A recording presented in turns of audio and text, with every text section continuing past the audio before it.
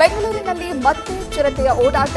ಬಾಡರಹಳ್ಳಿಯಲ್ಲಿ ಬೆಳಗ್ಗಿನ ಜಾವ ಅತ್ತಿಂದಿತ್ತ ಸಂಚಾರ. ಸಿಸಿಟಿವಿಯಲ್ಲಿ ಚಿರತೆಯ ದೃಶ್ಯ ಸೆರೆ.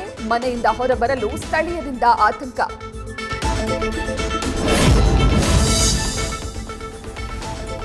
ರಾಜಧಾನಿಯಲ್ಲಿ ಮಳೆ ಕಣ್ಣಾಮುಚ್ಚಾಲೆ ಆಟ. ಸದ್ದಿಲ್ಲದೆ ಹೆಚ್ಚಾಯಿತು ಹಾವುಗಳ ಕಾಟ.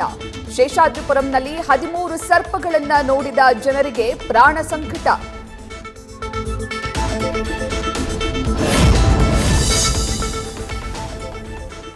ಮನೆಯಲ್ಲಿ ಪೂಜೆಯ ನೆಪ ಹೇಳಿ ಜ್ಯೋತಿಷಿ ಕಿಡ್ನಾಪ್. ತುಮಕೂರು ಹೊರವಲಯದಲ್ಲಿ ಹಲ್ಲೆ ಮಾಡಿ 4.25 ಲಕ್ಷ ಪಡೆದಿದ್ದ ಗ್ಯಾಂಗ್.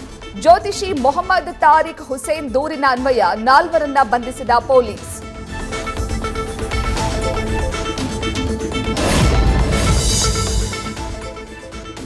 ಜಿಬಿಎ ಚುನಾವಣೆಗೆ ಮತ್ತೆ ಸಮಯಾವಕಾಶ ಕೇಳಿದ ರಾಜ್ಯ ಸರ್ಕಾರ. 31 ಆಗಸ್ಟ್ 2026ರ ಒಳಗೆ ಚುನಾವಣೆ ಪೂರ್ಣಗೊಳಿಸುವಂತೆ ನಿರ್ದೇಶಿಸಿದ್ದ ಸುಪ್ರೀಂ ಕೋರ್ಟ್ 31 ಡಿಸೆಂಬರ್ವರೆಗೆ ಸಮಯಾವಕಾಶ ಕೋರಿ ಸರ್ಕಾರ ಅರ್ಜಿ.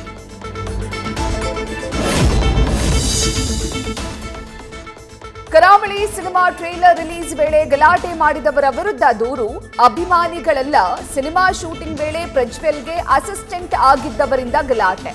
ಉಪ್ಪಾರಪೇಟೆ ಪೊಲೀಸ್ ಠಾಣೆಯಲ್ಲಿ ನಿರ್ದೇಶಕ ಗುರುದತ್ ಗಾಣಿಗರಿಂದ ಕಂಪ್ಲೇಂಟ್. ನ್ಯೂಸ್ ಫಸ್ಟ್ ನಿರ್ಭೀತಿಯಿಂದ ನಿಮ್ಮ ಪರವಾಗಿ.